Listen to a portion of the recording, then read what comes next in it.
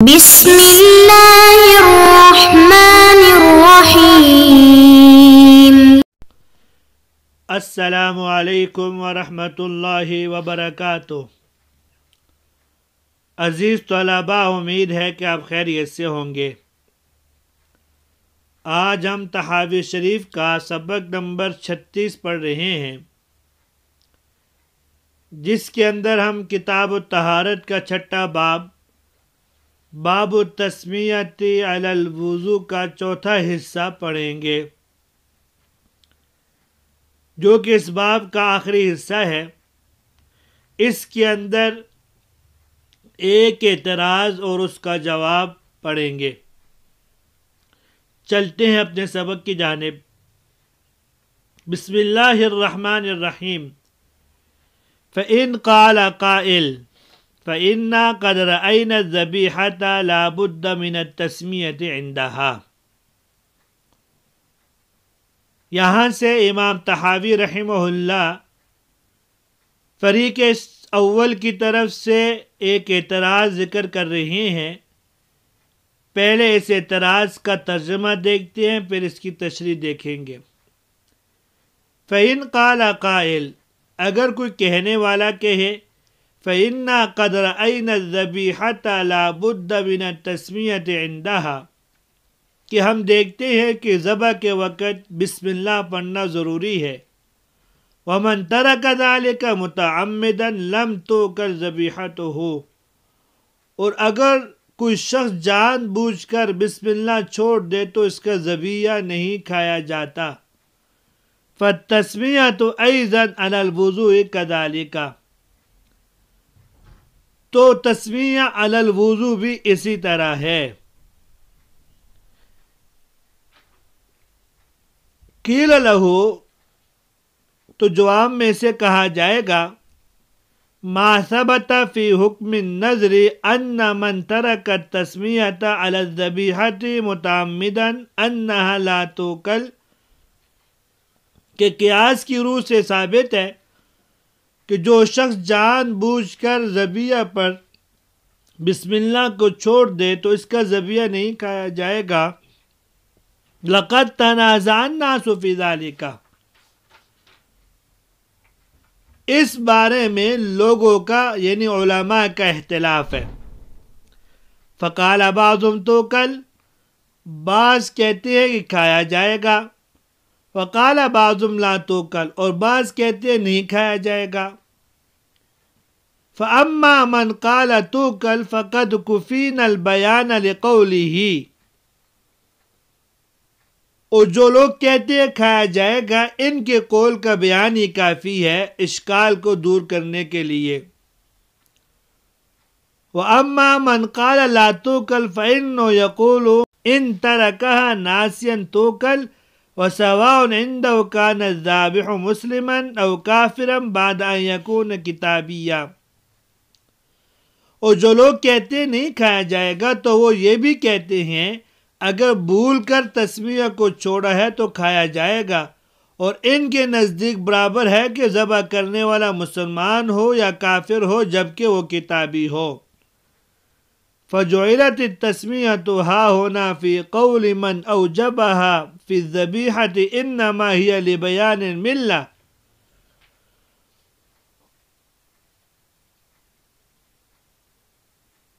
لہذا یہاں تسمیہ ان لوگوں کے قول کے مطابق جنہوں نے ذبح کے وقت اس کو واجب قرار دیا ہے، وہ ملت کے بیان کرنے کے لیے، ذابح کے دین کو بیان کرنے کے لیے ہے۔ فَإِذَا سَمَّ الذَّابِحُ صَارَتْ ذَبِيحَتُهُ مِنْ ذَبَائِحِ الْمِلَّةِ الْمَعْقُولَةِ ذَبِيحَتُهَا، تو اگر ذبح کرنے والا بسم اللہ پڑھ لے تو اس کا ذبیحہ اس ملت کے ذبیحوں میں سے ہو جائے گا جن کا ذبیحہ کھایا جاتا ہے۔ وَإِذَا لَمْ يُسَمِّ جُعِلَتْ مِنْ ذَبَائِحِ الْمِلَلِ الَّتِي لَا تُؤْكَلْ ذَبَائِحُهَا، اور اگر وہ بسم اللہ نہ پڑھے تو اس کا ذبیحہ ان ملتوں کے ذبائح میں سے قرار دیا جائے گا جن کا ذبیحہ نہیں کھایا جاتا۔ والتسمیۃ علی الوضوء لیس للملۃ انما ہی مجعولۃ لذکر علی سبب من اسباب الصلاۃ، اور وضو کے وقت بسم اللہ پڑھنا ملت کے بیان کرنے کے لیے نہیں ہے، بلکہ یہ مقرر کیا گیا ہے نماز کی شرائط میں سے ایک شرط پر اللہ تعالیٰ کو یاد کرنے کے لیے۔ فرعینا من اسباب الصلاة الوضوء وستر العورة فكان من ستر عورته لا بتسمیۃ لم يضره ذلك فالنظر على ذلك يكون من تطهر أيضا لا بتسمية لم يضره، وهذا قول أبي حنيفة وأبي يوسف ومحمد بن الحسن رحمهم اللہ۔ تو ہم دیکھتے ہیں کہ نماز کی شرائط میں بھی وضو بھی ہے اور ستر عورت بھی ہے۔ جو شخص بغیر بسم اللہ کے اپنا ستر چھپائے تو اس کے لیے نقصان دہ نہیں ہے، تو اس پر قیاس کا تقاضا یہ ہے کہ جو شخص بغیر بسم اللہ کی طہارت حاصل کرے تو یہ بسم اللہ چھوڑنا بھی اس کے لیے مضر نہ ہو۔ یہی امام ابو حنیفہ، امام ابو یوسف اور امام محمد رحمہم اللہ کا قول ہے۔ فَإِنْ قَالَ قائل سے امام طحاوی رحمہ اللہ فریق اول کی طرف سے ایک اعتراض ہے، اس کا جواب دیں گے۔ تو قال قائل سے اشکال پیش کیا جاتا ہے کہ آپ نے یہ کہا کہ تسمیہ کسی بھی جگہ واجب نہیں ہے، آپ کا یہ کہنا ہرگز درست نہیں ہے۔ ہم آپ کو دکھاتے ہیں ایک ایسا عمل ہے جس کے شروع کرتے وقت اگر بسم اللہ نہ پڑھی جائے تو وہ چیز حلال نہیں ہوتی، جیسے کہ ذبح کے وقت ہے۔ ذبح کے وقت ذابح پر تسمیہ پڑھنا واجب ہوتا ہے، اگر کوئی جان بوجھ کر بسم اللہ کو چھوڑ دے گا تو وہ ذبیحہ حلال نہیں ہو سکتا۔ اسی طرح جو شخص وضو کے وقت بسم اللہ چھوڑ دے گا تو اس کا وضو بھی جائز نہیں ہو سکتا۔ اسی کو یوں ذکر کیا کہ فَإِنَّا قَدْ رَأَيْنَا الذَّبِيحَةَ لَا بُدَّ مِنَ التَّسْمِيَةِ عِنْدَهَا، کہ ذبیحے کے وقت تو بسم اللہ پڑھنا ضروری ہے۔ وَمَنْ تَرَكَ ذَلِكَ مُتَعَمِّدًا لَمْ تُؤْكَلْ ذَبِيحَتُهُ، اگر جان بوجھ کر چھوڑ دے تو اس کا ذبیحہ نہیں کھایا جائے گا۔ فَالتَّسْمِيَةُ أَيْضًا عَلَى الْوُضُوءِ كَذَلِكَ، تو بسم اللہ بھی وضو کے متعلق بسم اللہ کے ساتھ، بسم اللہ کا وضو کے ساتھ یہی تعلق ہے، اگر بسم اللہ ترک کر دے کہ وضو نہیں ہوگا۔ قیل لہ ما ثبت فی حکم النذر سے جواب دیا جاتا ہے کہ آپ کی بات واقعی صحیح ہے کہ جان بوجھ کر کوئی بسم اللہ چھوڑ دے تو اس کا ذبیحہ حلال نہیں ہوتا، لیکن اس میں لوگوں کا اختلاف ہے۔ لَقَدْ تَنَازَعَ النَّاسُ فِي ذَلِكَ، جس کو یہاں سے امام طحاوی ذکر فرما رہے ہیں۔ باقی کیا اختلاف کیا ہے؟ اختلاف یہ ہے کہ امام مالک رحمہ اللہ کے نزدیک جان بوجھ کر بسم اللہ چھوڑنے والے کا اور بھول کر بسم اللہ چھوڑنے والے دونوں کا ذبیحہ ناجائز ہے۔ شافعی اور حنابلہ کے نزدیک جان بوجھ کر بسم اللہ چھوڑنے والے کا اور بھول کر بسم اللہ چھوڑنے والے کا ذبیحہ حلال ہے، دونوں کا ذبیحہ حلال ہے۔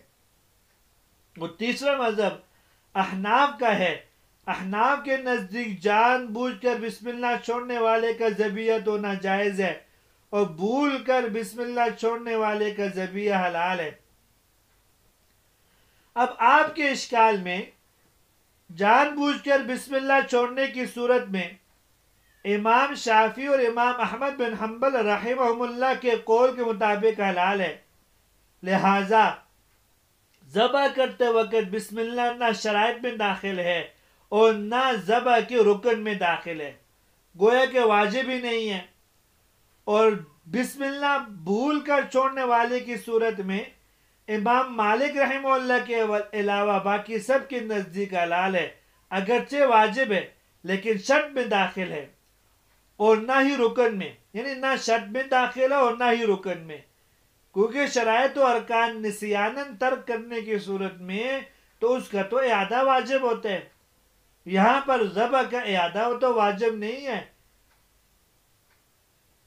ساتھ یہ بھی سمجھیے کہ ذبح کرنے والے کی دو قسمیں ہیں. نمبر 1 مسلمان، نمبر 2 غیر مسلم. اور بسم اللہ عند الذبح، ذبح کرتے وقت بسم اللہ کو مسلمانوں کے یہاں غیر مسلم سے امتیاز کرنے کے اظہار ملت کے طور پر واجب قرار دیا گیا ہے، نہ کہ شرط و رکن ہونے کی وجہ سے.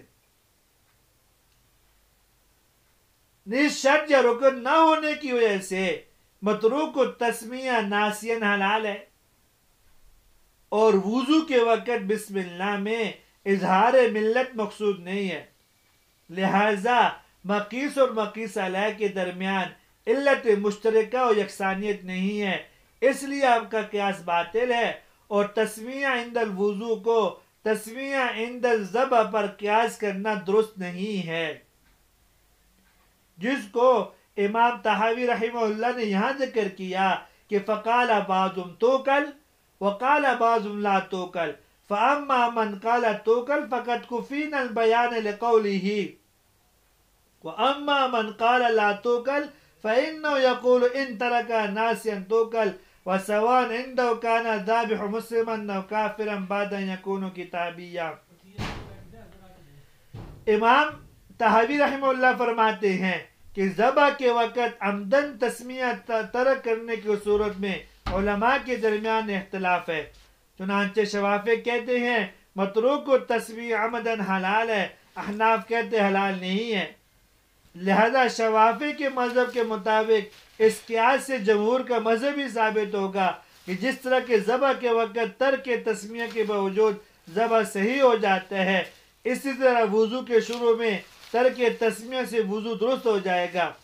ہاں البتہ حناف جو متروک و تسمیہ عمدن کی حلت کے قائل نہیں ہیں، ان کے نزدیک چونکہ ذبح کے وقت ترک تسمیہ سے ذبح درست نہیں ہوتا، تو اسی طرح وضو کے وقت ترک تسمیہ سے وضو درست نہیں ہونا چاہیے.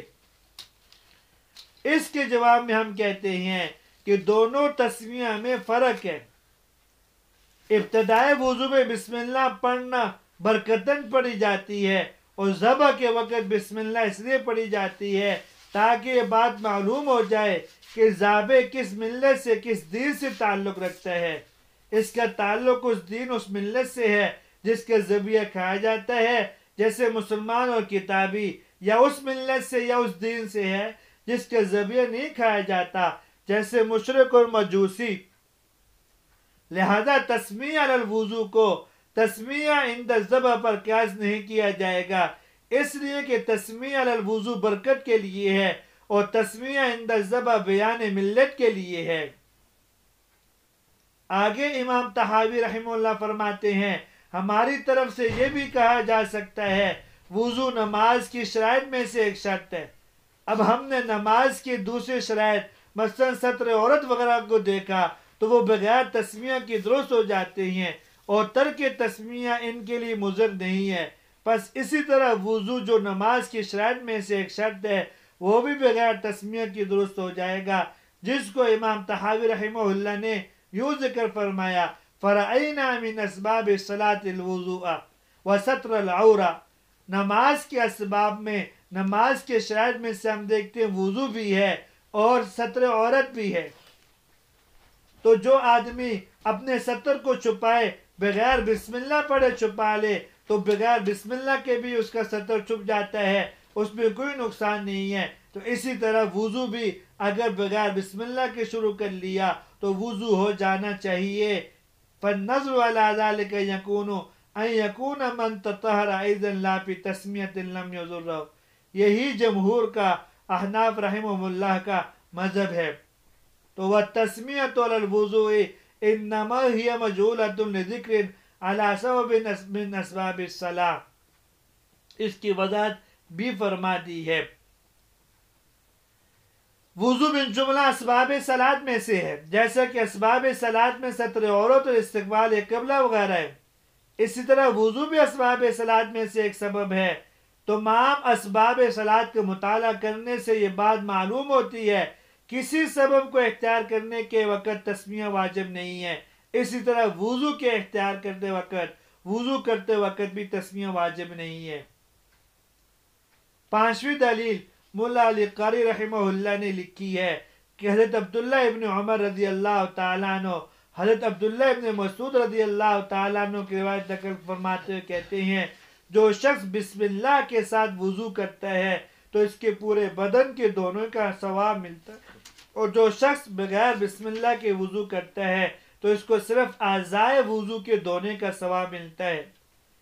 تو یہ اس بات کی زندہ دلیل ہے کہ جس حدیث شریف کے اندر لا وضوء لمن لم یسمی کہا گیا ہے، وہاں پر کمال ثواب کی نفی کی گئی ہے، نہ کہ نفس وضو کی۔ اس لیے جمہور فقہاء محدثین کا یہ مذہب ہے کہ بسم اللہ وضو شروع کرتے وقت پڑھنا نہ فرض ہے نہ واجب ہے، ہاں سنت ہے، اور جن احادیث میں بغیر بسم اللہ کے وضو نہیں ہوتا ان حدیث میں نفس وضو کی نفی نہیں ہے، کمال وضو کی نفی ہے، یعنی اس بات کی نفی ہے کہ وضو تو ہو جائے گا، اس پہ ثواب نہیں ملے گا۔